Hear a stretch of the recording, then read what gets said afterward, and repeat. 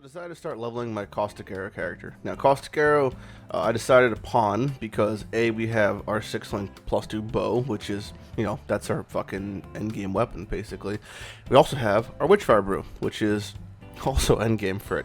And this allows me to spec into a second curse, but I actually have to run one, so I can run Blasphemy and Grace, but then just pop Witchfire Brew whenever I need vulnerability. And it's actually quite useful. And I have still a bunch of okay rares, mostly just life, which is what I need for Caustic Arrow.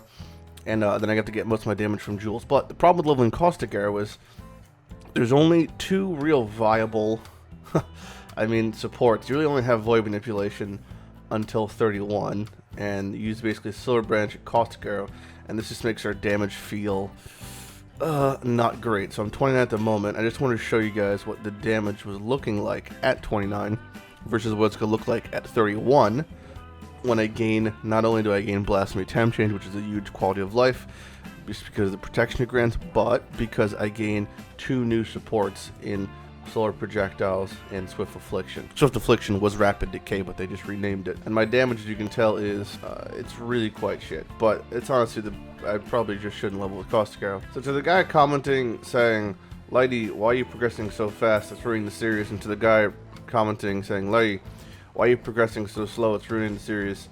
Fuck you both. You can't have it both ways. It's that simple.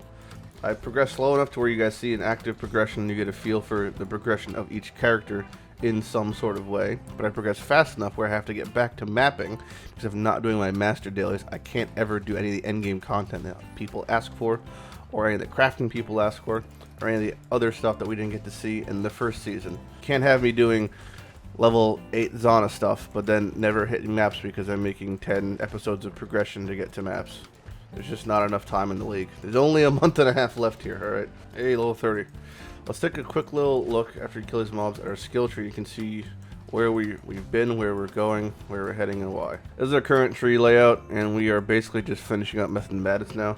Our dot damage is 235. This is going to now become 253. We're heading up here. We're going to grab Written Blood, and we're going to grab Atrophy probably. That's our first stop, I think. After that much needed damage, we're going to just make our way down, down, down into Duelist and getting some life over here. Cutting across through Blood Drinker and picking up Phase Acro. Hey, 31. I can officially use all these things I don't actually have yet, but I can use them. Swift Affliction and Solar Projectiles. One day. Getting them right now. It's a process. I wonder how Caustic Arrow is going to fare against Harbingers later on.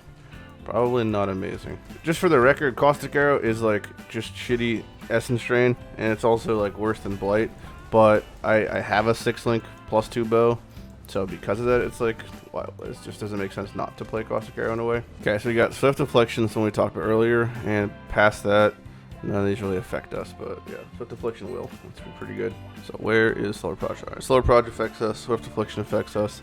That's basically it. So it's 20% more damage, so it's a nice fat more multiplier. Our damage in our Caustic Arrow's Cloud is going from 253. Let's see what it hits after we go from a 2-link to a 4-link. Okay, so we gained about 125 damage, and that's only going to go up like a lot every time we get a level on our abilities, every time we get a level on our skills. It's going to just keep rising and rising and rising. That's what we want right there. You want it so one Caustic Arrow can kill a blue mob that is our level.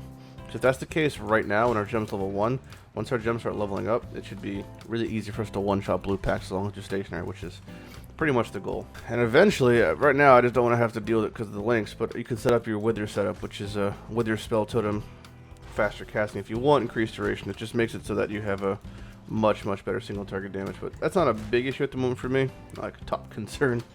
I should be able to get carried kind of until at least Act 5 on my 4-link setup. These things aren't affected by damage over time. That seems great. That's a great mechanic. Alright, Caustic Arrow level. So I go from 379 to 504. This is the damage increase I was trying to explain to you. That damage increase is goddamn insane because of how the more multipliers work and the way they interact with the increased multipliers. I've got enough increased damage now that all this more damage is just scaling through the roof. So every little level of this gem is such a massive increase to my damage. Just a gross DPS increase like that.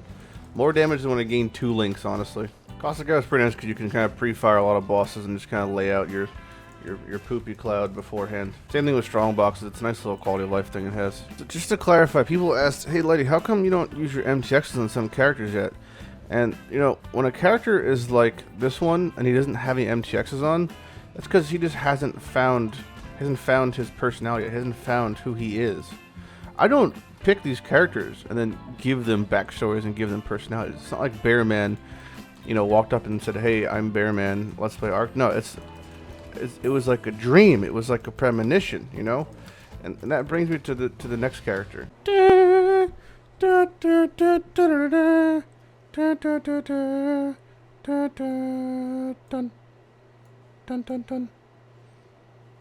I am El Bone Man. This character, oh god, I burped, is going to be, let me show you what I'm using. I think you probably already know, but I'll show you anyway. This character is going to be using the double BloodSeekers. I don't know what the fuck skill. Probably end up being Blade Flurry or Frost Blades. I don't know. I'm using Frost Blades at the moment, and it feels okay. I'm going to be using it with, I guess, both thresholds. I don't have to use thresholds for Blade Flurry, but I'll be using the threshold from the Caustic Arrow guy and from this guy, I guess, to fund both the thresholds. I need 2 from Act 5 because that's how this game works now. All the shitty skills get band-aids through thresholds. Probably should have a bleed flask, but I guess not, and here I am. Kind of working my way to the left side. I'm just going to pick up Brutalities, or just imbalances for our crit. So you got the Duelist, you got Vitality Void, you got the MB Dexterity, all just like the good stuff along the way. Picking up the life nodes, of course, when they're effective. And we're going Gladiator because, I don't know, why not? I won't be able to get max block, but I'll be able to get at least a good amount of block. Even if I'm at like 40-50% block, that's not bad, I guess. Okay, mission complete. Alright, let's become a gladiator. Gratuitous violence. This makes it so my attacks have a chance to cause bleeding, and I do more damage against things that are bleeding. And long story short, when they die, they go boom boom for 10% of the max life as Fizz. This also gets scaled up after the fact. But even more so, this scales up depending on the zone levels. The same way that Detonate Dead does more damage the higher level zone you're in, because the enemies do the same way this works. So when I kill one thing in a pack, it pretty much detonates the whole pack, which is great. Now this is a proper Caustic Arrow looking motherfucker. Now we've grabbed my Ascendancies as a Trickster. This is what our tree's looking like right about now. Got the basics here, got the Void Manip, picked up Piercing Shots for the quality of life. Working our way to Atrophy still. Gotta get that chaos damage, you know how we do. Picked up Swift Killer. Swift Killer is just really, really good as our first thing in my opinion. I like it the best at the moment. Patient Reaper is going to be our next. You can kind of flip them back and forth. But it is like Swift Killer for the quality of life it gives. So it pretty much gives us all the time 4 power, 4 friendly charges. With that, we also get 40% dot damage, not including the extra cast and attack there. And on top of all this, we also just get the benefits that come with frenzy charges, the more multipliers, the attack speed. So all this shit is fucking amazing. We have our Blasphemy with our Temp Chain still, and our damage really reflects how fucking OP our shit is feeling like now. Now we're actually feeling like we're fucking banging and booming. Our dot damage is like a force to be reckoned with. And getting all our charges up also just couldn't feel any better. Dot damage hitting easily 2k with our charges up. Alright, full charges we're getting at, 2k, 1997. We are Caustic Arrowing on a level like crazy. And we got to Act 5. Now, who else got to Act 5? That's right, fucking El Bone Man Frostblades is also in Act 5. Now, they've both made it to Act 5, and with that, I was able to purchase something with both characters. Well, more that I got them as a quest reward. And what I got was Ice Shot Jewels. That's right, Ice Shot Jewels for my Ice Shot Trapper. You heard it here, not even joking. This is also a character I'm going to be making, because I realized looking at some of the gear we have, guess what? We have a Chin Soul. You know, we have, like, the fucking best arrow trapper thing, period. Boom, done. And you know what? It's honestly not that bad. I'm not gonna lie. It doesn't feel that bad. So for leveling this guy, we've just used Ross Reach. We had Stormcloud earlier, and then we're just doing a little 3-link split arrow type thing. Added lightning, added cold split arrow. Pretty basic, but you know what? It still can carry me even as of now. It's enough to pretty much clear my way through most trash. Doesn't feel that bad, but Ice Shot Trap is the meme. That is what we're actually be doing this character, and it is working pretty fucking good, as you can see. No ascendancy yet, just starting off, just starting with the basics here. So far the Ice Trap is actually performing okay. Obviously, I don't have much invested into it as far as my tree. I'm only on a 4-link. When it does work, boy, it looks nice. Overall, we've progressed a lot of characters. We're getting most of these characters to mid-game. It's kind of hard leveling 3 characters at once, as you can imagine. But in the wake of the SRS character's death, we're going to have to kind of branch out. And I got different characters for different things, you know? I'm going to actually just have the Caustic era character once he gets to maps.